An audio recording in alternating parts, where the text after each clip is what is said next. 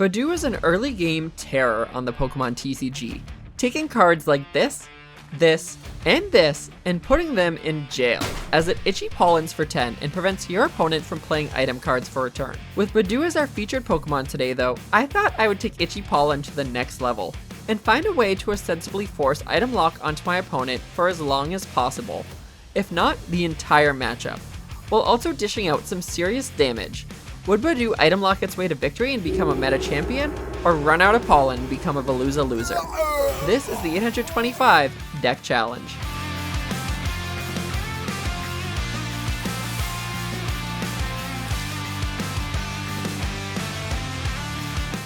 So the whole deck starts with Budew.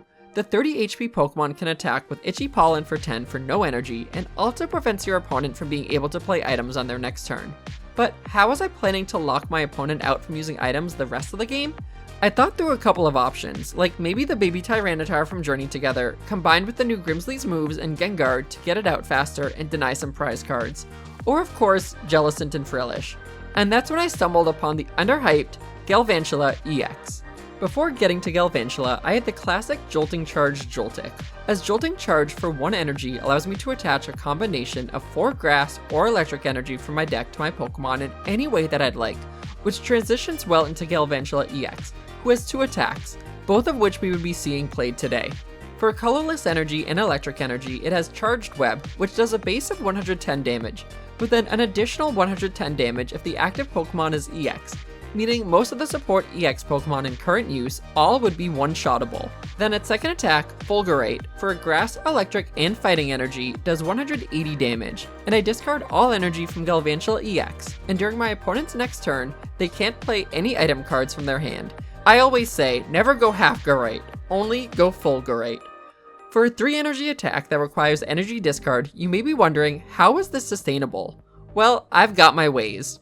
With Galvantula as my primary attacker, I wanted a backup who could just dish massive damage, so I brought on Pikachu EX from Surging Sparks. Its Resolute Heart ability states if Pikachu has full HP and would be knocked out by damage from an attack, it is not knocked out, and its remaining HP becomes 10. Then its attack, Topaz Bolt, for a Grass, Electric, and Metal Energy, hits for 300 damage and has me discarding all attached energy. I also had a cool late game attacker, Tapu Koko EX, whose attack, Vengeful Shock, hits for a base of 30 damage for an electric and colorless energy. But if one of my Pokemon were knocked out by damage from an attack on the previous turn, it hits for an additional 90 damage and leaves my opponent's active Pokemon paralyzed, so unable to attack or retreat on their turn. To help get energy attached, I had a Tynamo and Eelektrik. Tynamo is noteworthy for having a free retreat, and Electric's here for its ability Dynamotor, which allows me to attach a basic electric energy from discard to one of my benched Pokemon once per turn, essentially letting me recycle my electric energy. Fezandipiti, last week's Veluza loser, was here to go back to its flipping the script ways. Although, not to hype it up too much, but this week, Fezandipiti's gonna get to hit again. And lastly, because I'm a sucker for very specific cards that fit in, I had a single Rotom from Surging Sparks, mostly for its first attack, Crushing Pulse, which has my opponent discard all items and Pokemon tools they have in their hand. With my opponents getting big item-filled hands hopefully, I thought this move would be incredibly devious if timed correctly. On the trainer's side of the house, my top priority was keeping the energy moving. The more usual cards I had here included Arven to grab an item and tool, Lillie's Determination to get a refreshed hand, Buddy Poffin to get out my lower HP basics, which this deck had a lot of, Nest Balls to get out any basic Pokemon on the spot, Boss's Encounter Catcher for Gust Up, and Pokégear to search the top 7 cards of my deck for a supporter. I also had a Super Rod to put 3 of any energy or Pokemon from my discard back into the deck. The Super Rod is very important here, and if you decide to play the deck yourself, this is one spot I'd consider maybe adding in an additional in lieu of another card or 2.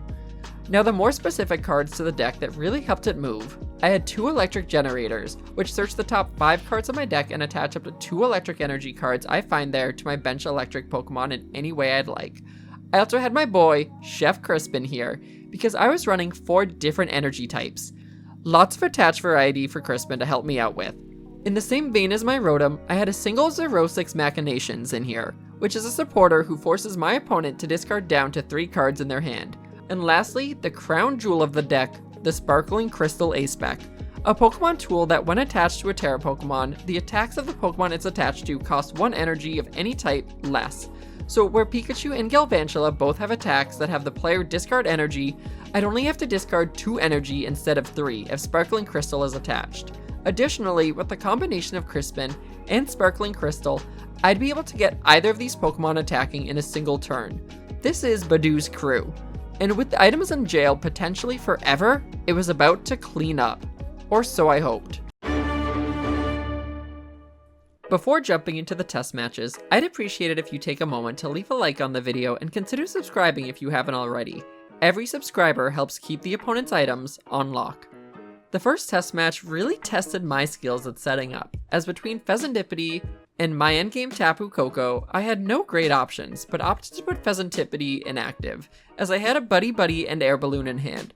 Forced to go first, I got my Budew and Joltik on the bench and Air Ballooned Fez in case of an Iono, and left it as is, and passed my opponent who had Hop Snorlax inactive. And well, my setup was so good, they conceded. We did it, folks. The deck's officially goated and not a single item was used by my opponent. What did I say? The second test match was a much better showcase of what the deck was meant to do, and I was so pleasantly surprised at how it handled. My start was, again, not ideal as I had my Tech Rotom as my only basic occupying active, and across for me was Charmander. With Charizard EX decks usually running plenty of rare candy and me going second, the item lock was going to hopefully hit hard. They got a Pidgey and Charmander out and then passed it on over to me, where I got Budew and Joltik out and drew into Galvantula EX. I got Budew into active and then was a bit hesitant about what to do. Based on my current hand, I could have used Lillie's but wanted to wait one more turn as I knew with item lock my opponent wouldn't get Charizard out yet, and didn't want to shuffle away my energy. The item lock held solid, but my opponent had an Iono that ended up getting rid of my energy and Galvantula anyway. I was blessed with my Pikachu, and so with the energy I had drawn into, along with the Electric Generator, I was able to get Pikachu set up and hit them with another Budew item lock. They had the Charizard in hand, and so Charizard came up and to no surprise took out Budew with no problem. Back to me, and I felt like I had a lot of ground to make up for. I put Pikachu up, knowing with the energy in hand I'd be able to attack with its turn. But Charizard EX, being the monster he is, the 300 damage I was about to do wasn't even going to be enough to knock him out.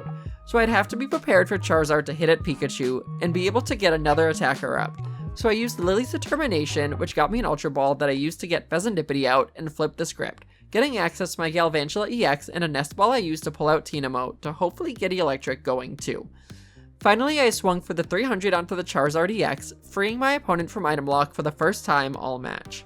They quickly rare candied their bench Charmander with only 20 damage on it, and then retreated out the injured Charizard and up went the new one. They then, and this was a choice, Turrowed up their bench Charizard, discarding their maximum belt ace spec that they never got to swing at an EX with. The new Charizard swung at my Pikachu, still just for 180, as I had yet to take any prizes. Back to me, I drew into Air Balloon and was able to pull back the Pikachu and put up Galvantula, utilizing a Crispin, knowing neither attack of Galvantula's would be able to knock out Charizard, and seeing my opponent had a smaller hand size at the moment, I opted to just swing for 220 with the charged web rather than search out the crystal here for Fulgurate. The opponent got Pidgeot up, got out a Monkey Dory, but with no Dark Energy in hand, just swung with Charizard again onto Galvantula. Now, I'd be taking my first knockout of the match here, and so I started with Arven to grab Crystal, and then Super Rod to be able to bring back Pikachu's energy discarded into hand. Since I realized having discarded a Joltik earlier, my other Joltik was in prizes, so I'd have to potentially rely on Pikachu here. I debated on whether or not to attach the Crystal, as I knew after taking out this Charizard, a cleanup would likely be coming for my opponent next turn to sweep the Galvantula inactive. So I instead just attached the Fighting Energy and took out the Charizard using Fulgurate, meaning my opponent was back on item lock. The decision to go the extra mile and hit the item lock here was even sweeter, as my opponent evolved up their Charizard and Infernal Rage revealed they had no energy left in their deck, and with item lock on and no ability to get the energy out, they just put Pidgeot inactive, benched Duskull, who I was surprised I hadn't seen yet in this match, and passed. Drawing into Grass Energy, I attached the energy and now the Crystal to Galvantula, wishing that I had just attached Crystal on my last turn, and then decided to boss up the Duskull to take the Dusknoir line out of the equation. This is a personal thing, as the line always sketches me out, and as soon as I see Duskull and I can get it, I'm gonna go for it. With item lock off again, they were able to Super Rod and just 2 Fire Energy into their deck, and then use Lillies and Fez to hopefully find some of the energy.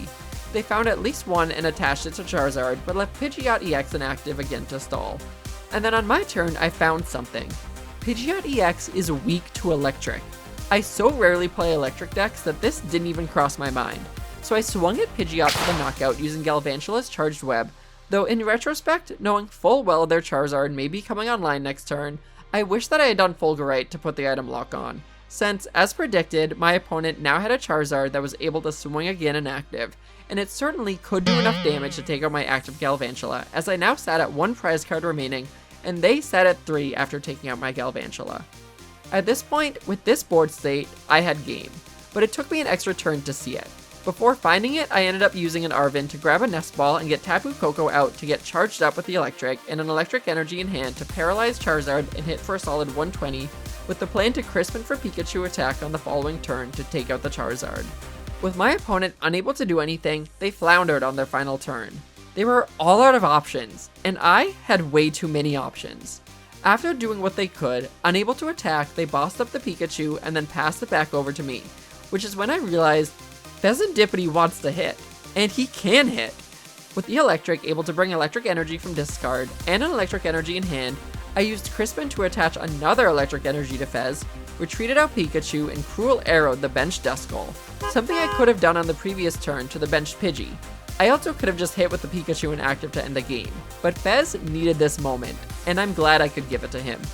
This match was another really fun one that went the distance, and I'm glad because my other test match was a quick concede when on my first turn I got my Pikachu and Galvantula essentially set up, and with Crystal, Galvantula, and Boss in hand, I was ready to take down anything my opponent would set up on their following turn. Meaning the test matches were over. A weird pattern like last week, where 2 of the test matches were duds, and 1 really let the deck shine and helped me learn all my outs. Hopefully, the fate of Budew would not be the same as Fezandipiti, and it would win its final match to become a meta champion. It was time to find out.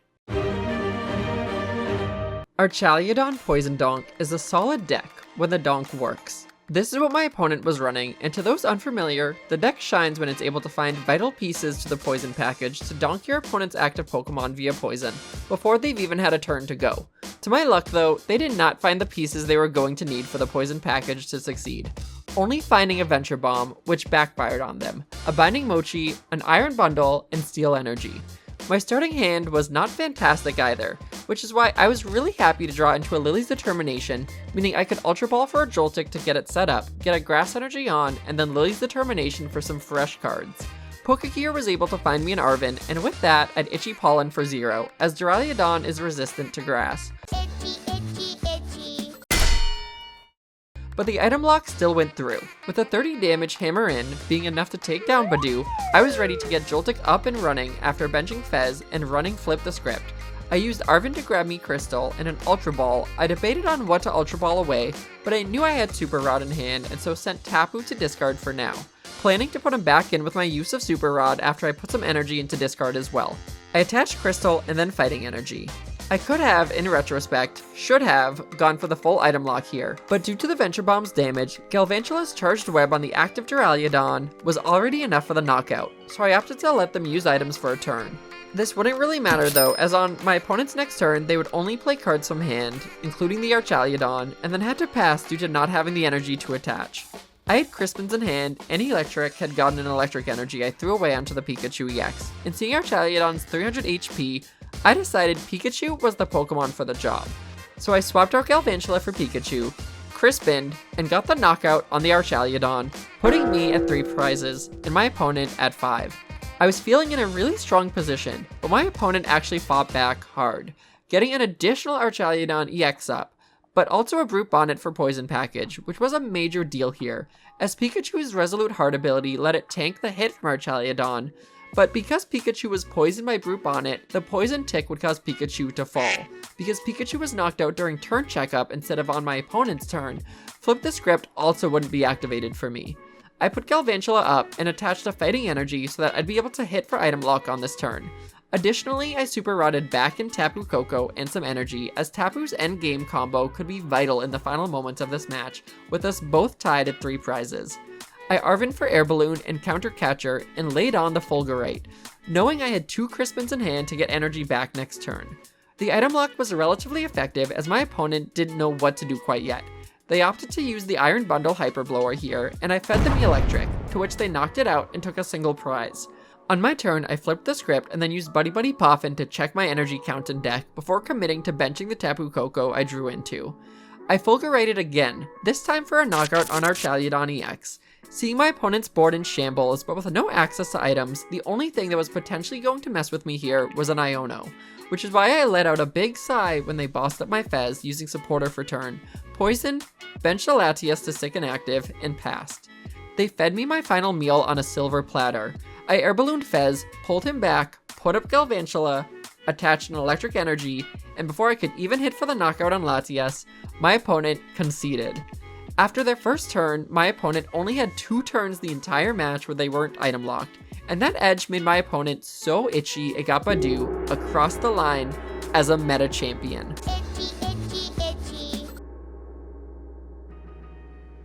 Like I said at the start, this was one of my favorite decks in a while. Budew opening with the innocent Itchy Pollen only to roll into a game where the opportunity to use items was going to be a hot commodity while I dished out plenty of damage led to a lot of fun. Plus the multiple energy attach options and the use of Sparkling Crystal, I'd give this deck a 10 out of 10 for fun factor. For flow factor, I'd give it an 8 out of 10. I'd be lying if I said some of my draws weren't incredibly lucky, but with the supporters all either refreshing the hand or getting important cards out of the deck, the odds to draw into stuff you actually want to draw into only goes up.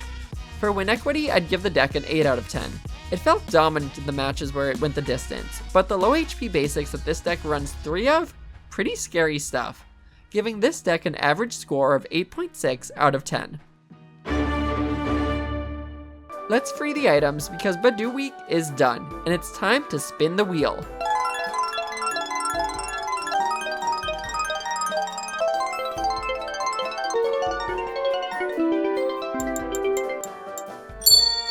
That's odd-ish. With so much love for grass Pokemon at the moment, I think it's time we make Vileplume Super Cool Plume instead of Vile Plume, because Vile's like bad. All of this and more next time on the 825 Deck Challenge.